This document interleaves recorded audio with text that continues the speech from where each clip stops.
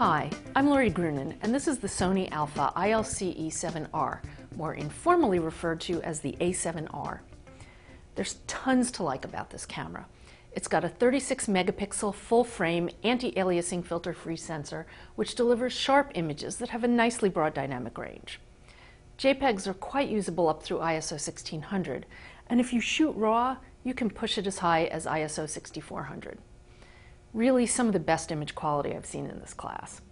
Even the video looks pretty good without the artifacts I've come to expect from sensors like this. It's also very well designed, with a sturdy magnesium alloy body, a relatively large, bright, contrasty EVF, and a bright tilting LCD. The controls are reasonably customizable, with all the frequently needed settings at or near the surface.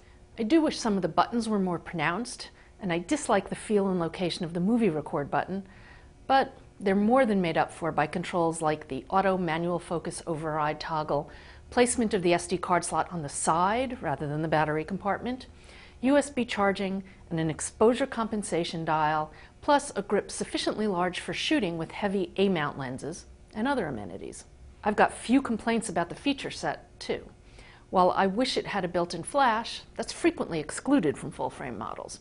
In addition to the electronic viewfinder and tilting LCD, it supports Wi-Fi with NFC, along with apps from Sony's proprietary App Store.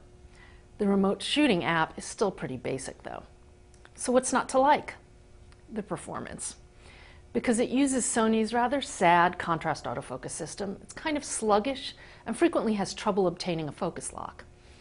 Like most of Sony's ILCs, it takes a relatively long time to power up, and because of the high-resolution images, there's some lag before you can make changes after shooting.